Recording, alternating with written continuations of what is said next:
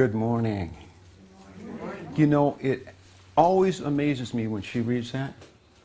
I've been doing this for over 40 years and I'm still 39 years old. Funny how that works out, yeah. And again, the humor department, I came up with a story that I hadn't used in several years, so I'll use that today. We're going to Louisiana, and there was this Cajun down there, and he was walking by the farm and he sees this big sign that says, "Donkey for sale." So he stops on in, looks at the donkey, goes over and talks to the farmer. They discuss price and it's going to be $100. The Cajun says, "Fine, I'll buy it." Counts out $100, but says, "I need it delivered over here on Saturday." And the farmer said, "No problem." So it's done. So Saturday comes along and here comes the farmer. And he says, "I got bad news." Cajun says, "Well, what's the news?" He says, "Well, the donkey died." "Oh, man. Well, give me my $100 back." And the farmer says, "I can't do that. I already spent it." And so now it's a limit. Well, the Cajun says, "Okay, deliver the donkey anyway." And the farmer says, "What are you going to do with a dead donkey?" He says, "I'm going to raffle him off." And the farmer says, "You can't raffle off a dead donkey." And the Cajun says, "Sure I can. I just won't tell anybody he's dead." And so the farmer did it and left shaking his head. A couple of weeks later, he runs into the Cajun. And he says, "Well, how did the donkey raffle go?" He says, "It went great. I sold 500 tickets for $2 a piece and made $898 profit." And the farmer said, "Well, didn't anybody complain?" And the Cajun says, "Only the guy that won, and I gave him back his $2.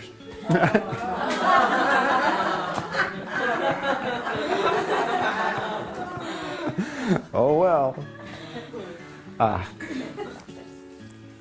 Today I'm going to talk about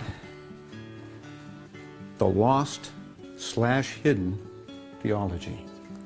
It actually is the largest religious, theological relationship dogma in the whole world. It really is. And to top that off, the whole congregation is one person. How in the world can that be? How can you have the largest religion in the world that only has one member and have it work? Well, it works like this. Everybody belongs, but they don't really realize it. They go along with it, and they haven't organized it or understood it, so they don't realize they belong. So we look at it this way. It starts out by acknowledging the fact that you are an individual. Each and every one of you is an individual. You all have different strengths, different weaknesses, different understanding, different education.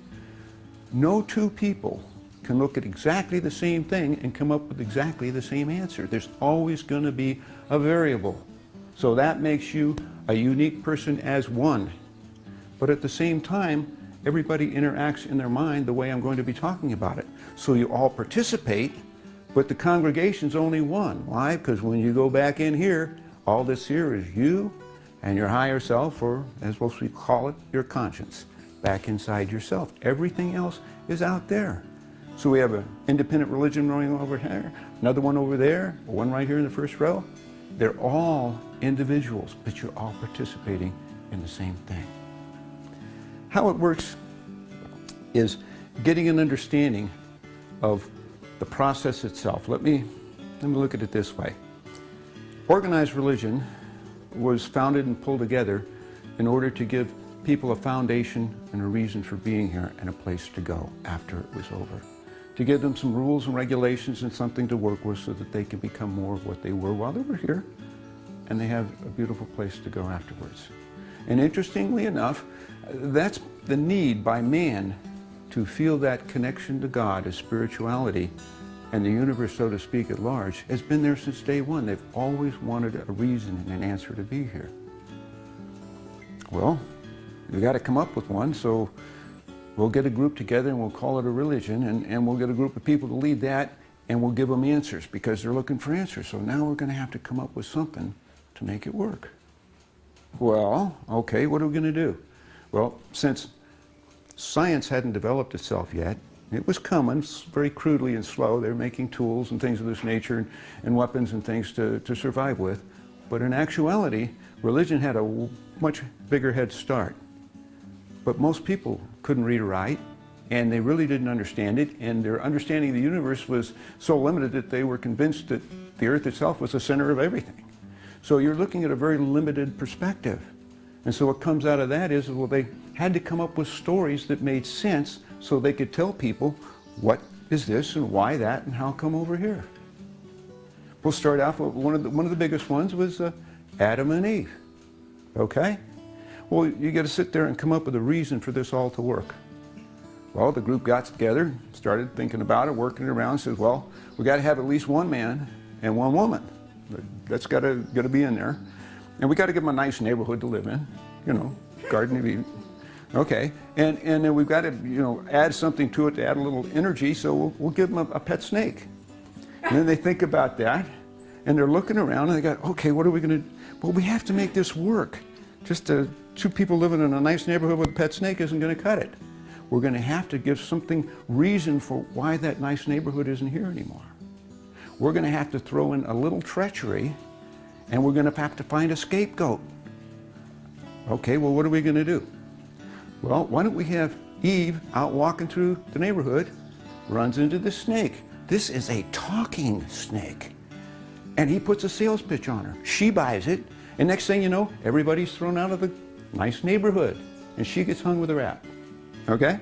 That's the way it goes down in a short version. But basically, they had an excuse for man and woman being here and for the neighborhood changing and moving over to a different location, so to speak, the world in general. But it shows how that they would work with religion in order to come up with a story or a reason or a purpose when they didn't have anything but just the story to work with. And it also required that they needed to put an extra ingredient in there that you would believe them, and they called it faith. Because if you believe what we say, and you say something often enough to somebody over and over, and they keep hearing it long enough, they start to believe it, and then pretty soon you can perpetuate that into, you have something that's faith. Mankind's moving along, and along comes science, and it starts to catch up a little bit with what's happening. And so what's gone on with this is that science has taken a look. You see, as much as religion and science are butting heads like this always have, they're actually two sides of the same coin. Science is trying to tell you how things happen. Religion's trying to say why and where you're going.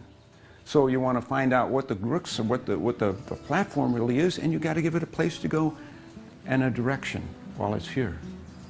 Well, what happened when science started to figure out what was going on, and they started listening to some of the stories, it didn't work. It just wouldn't flesh out. The Bible says the earth is less than 10,000 years old. Science says it's a little older than that.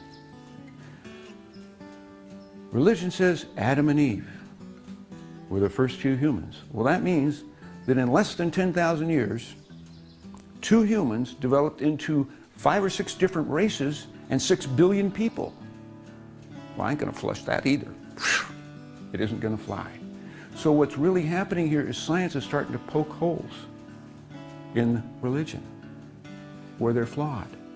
And rather than get in together and see if they could work it out and come out with a real solid solution, these guys over here took their position, we're right, and we don't care what you say.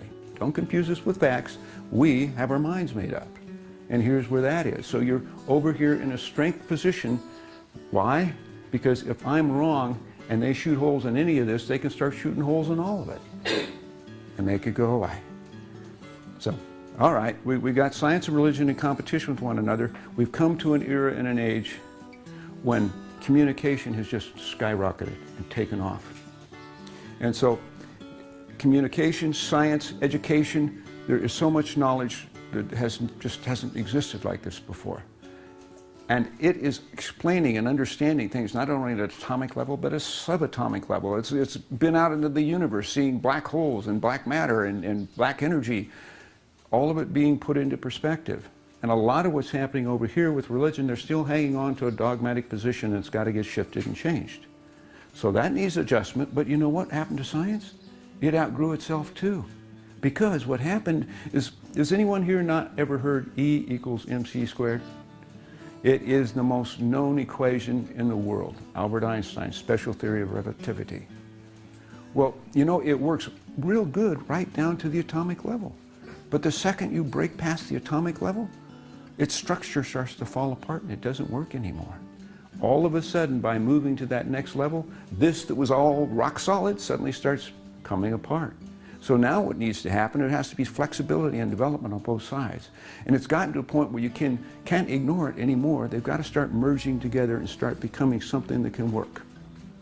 Now, you've heard the phrase, the power of now. Okay, because here's where you're in a position to do something. People take that for granted, but the truth of the matter is, that isn't exactly right. We have the past, we have the present, and we have the future. Okay? Every decision that you make, your mind in a nanosecond shoots over here to the past, goes through your memories, your thoughts, your education, whatnot, and makes a decision based on that energy. So suddenly that energy is right here participating in the decision. And over here, we've got things we're looking forward to and things we don't want to deal with coming up. And your mind jumps over there too. And in a nanosecond, they're back right here. So we got all three people, past, present, and future, right now working on exactly what you're deciding, how it's going to go down, what you're going to do with it. So you have to start realizing this. Now, the important thing here is to realize that if you've got this in order, energy's flowing out just fine. And if you've got this anticipation in order, energy can keep right on going that direction. So all of a sudden you have a flow and life is moving right along. But if you've got all this excess baggage over here that you don't want to deal with, don't want to face, don't want to handle, you've got this energy that wants to happen but can't. And then you've got all this anticipation over here of, oh God, here it comes. This putting a struggle on here, and you find yourself in the middle going, where am I? What am I going to do? What am I supposed to do? You got yourself confused because you didn't realize that you were dealing with this energy and that energy, and if you don't have them both go in the same direction, you got a big problem. Actually, what theology is a set of rules and regulations to live by, some moral codes, something to get along with. And interestingly enough, if you look at any of the major religions and most of the small ones, they're all basically the same. The only difference is cultural. They all give you some sort of communion with God, your fellow man, some sort of protection from the strife of life, some sort of forgiveness, and some sort of immortality. It's all there in each and every one of them. What I like to equate it to is, oh well, the differences are the cultural, but they'll all do the same thing for you. It's like if you go to a Mexican restaurant, they have 4 food groups in there mixed together this way and you get Mexican food. If you go to an Italian restaurant, they have the same 4 food groups mixed together differently and you got Italian food. They're not the same, but either one will nourish you just fine. The same sort of thing with the religion side of it. The basic big ones are there. The problems with the religions at the same time is they're struggling with the idea of who's right and who's wrong. In other words, you know how many religions are out there that if you're not one of their members, you're going straight to hell? I mean, come on, give me a break. Half the planet over here is going to fall off because they don't believe in this. So as you look at it and you pull it together and start to look at what's really happening, they've created a we they. In order for us to be right, you have to be wrong. And it just goes to that position. So now you have a friction within the religious circle itself, and they're also in conflict with science, so we've got kind of an interesting dogma here.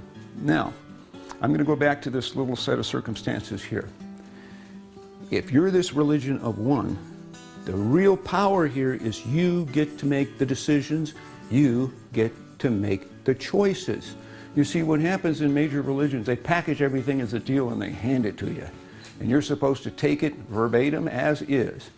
And the problem is it sort of fits, but it doesn't fit. Most of this is okay, but I can't deal with that. Some of this over here is, you know, I just don't want to work with or handle. So you're handling this, you know, all size fits, or one size fits all. And you get to use it, work with it, wear it. Well, the answer to that is, to be perfectly honest, it's not the most effective, efficient way to do it. If you go into yourself because you're doing this every day, because your consciousness is here. See, I'm on this side of the room, inside me. Everybody else is out there. Even though I'm in a room full of people, in here, it's just me and my higher self, or conscience, whatever you want to talk. That's what's here. So it's me on this side and all of you out there. Okay. Now, if you look at it, if my decisions are going to influence me, I have a different understanding of the world than you, because your perspective is different. We can't look at the same thing and see it the same. If you come back to this side and start picking things out of your memory and putting them right here in the now and look towards the future, and you start taking things that you want to deal with and work with, and the things you don't want, get rid of them. Pretty soon what you've done is you've cleaned this box up a whole bunch. A lot of baggage you didn't want or need is gone. Then you can turn around and look and decide what you really believe in. You don't have to put up with their stuff anymore. I think this is, that is, and that is, and that's where I am. So I made my decision for me. And of course, then you can lean towards where you're going based on this energy being balanced. And at the same time, when you get over here to this end of it, you're finding out that you're able to deal even with the negative anticipation. There's a saying, I've seen 1,000 miles of bad road, but most of it never happened. You look at it that way because the anticipation, if you turn around and look at the worst case scenario from here, deal from there backwards to where you got it into balance, then you can take on whatever's there and deal with it. Well, guess what? The energy's headed that way again and this way. Now you're going somewhere and you're not stuck in the middle. And the only person that can make those decisions and make it work is you. So this religion that you got going on in here is the strength that you come from your spirituality. So now you got to turn around once you realize that that's there and where the decisions are really being made and what I have to deal with to make them. Now you got to get very clear with what's in this box and what you want to keep and what you're going to put on the table. And the truth of the matter is, you get to decide. You can believe anything you want. There's no judgment, because what they think doesn't matter. It's what you feel inside yourself. So we come over here. Do I believe in God? No God, God. Okay. Well, if you look around at this incredible universe and the incredible beauty and energy that's moving and working with the precision of a fine-tuned Swiss watch, you couldn't possibly think that happened by chance or accident. There's got to be a divine order. So to me, on my box over here, my little table, he exists. Now I'm over here to the next side of that table, slide it over. What is he going to be like? How about a vengeful God? That's powerful. You can manipulate that. Heck, I'm a minister. I can sit, oh, you know what else? Right down here with vengeful God? Hellfire and damnation. You can scare the hell out of people with that. You can manipulate them, you can use them, you can lead them around. And you know, they come to hear me talk. I don't even have to sell them on it because somebody sold them on it a long time ago, way down here. All I got to do is dust it off and hand it back to them. How about that? My higher consciousness looks down at me and says, do you believe it? Well, not anymore. Then put it back in the box. You can't go there. And then when you start to see some of that stuff, you can turn around and go, stay. Because what happens is they keep wanting to climb back out over here. And you got to manage it. It's just like your house, you know, you got to clean it up every once in a while and keep it in balance. Well, these little things that you're dealing with kind of want to worm away and hide or do whatever they're going to do too. It's a way of making that just happen. So you got that part done. I'm not going to do the vengeful God. Okay, a loving God. Wow, that's a lot more user-friendly. I'm coming from there. We're going to use a user-friendly. All right. Now I got to determine, is it a man on a throne or is it an omnipresent consciousness? Well, this sort of works, but you know what? There's a lot more going on than just that. So I feel a whole lot more comfortable with an omnipresent consciousness. And not only that, since I have a soul and a spirit inside me that's connected to the universe, if that God is there, I can connect and interact and exchange understanding and ideas and touch the universe from inside myself. Is that cool or what? And I can do that because I let it happen. I made room for it in my equation. You don't have to make room for it in yours. You can use any one you want. Remember, it's your little project. Mine gives me the opportunity to do that. And I got to go back and look at the different stuff that's over here. Well, let's see. What are these three? Oh, man. Santa Claus, the Easter Bunny, and the Tooth Fairy. Oh, boy. What am I going to do with those? Well, do you believe in them? No, but they're fun. Yeah, they're fun. It goes something like this. First, you believe in Santa Claus. Then you don't believe in Santa Claus. Then you are Santa Claus. Then you look like Santa Claus. It's just for fun. Things get twisted and pushed out of perspective and shape, especially the way information is running around. I heard something the other day that I just had to shake my head with. It's a kind of a twist. You know how kids say the darndest things? There was this little kid in a Sunday school class, and their big teacher was kind of intimidating, and he looks down at little Johnny and says, "What can you tell me about the resurrection?" Johnny looked up, thought for a second, and said, "If it lasts more than 4 hours, you call the doctor." He had no idea what was going on. So, in any case, we're moving on down the line. So as you get through these pieces and you're putting them up here, I start to get excited, all right? And I'm pulling out things like forgiveness and understanding. I'm putting them on the table over here and getting really excited about it because I've got this, all this neat stuff. And then I pull out open-mindedness and I put that on the table. And my higher consciousness is kind of looking down at me and says, "You know what? That's very nice, it's very beautiful, but you forgot one thing. None of that's free. You got to pay for all of it because you have to earn understanding. You have to earn forgiveness. You have to be willing to accept the opportunities as they come. There's no free lunch over here. And the ones that are down here that you don't want to deal with, that you're having to work, you have to learn to grow past. You have to go back somewhere in your heart and in your mind and confront it, and then turn around and work through it. Look at the problem, find the solution to what it was, and transform it in your mind so now that it is no longer a millstone, it is a stepping stone. Now you got power from it, but it's not free. You had to make the effort to get the results. And the reason that open-mindedness, one, is so valuable, because it's incredible. You can look over here and see beauty and understanding and things that you never saw before because your mind was closed off. You couldn't see past the illusion. Well, why is it so expensive? Because over here, open-mindedness in this box is closed-mindedness. And when you open that up, inside it is everything that closed your mind, the fear, the anger, the prejudice, the whatever it was that you were struggling with that closed your mind. In order to get this, you got to work on that. And the more you work on it and the better off you get here, guess what happens? The more open-minded you become. And as you work with this, it becomes that.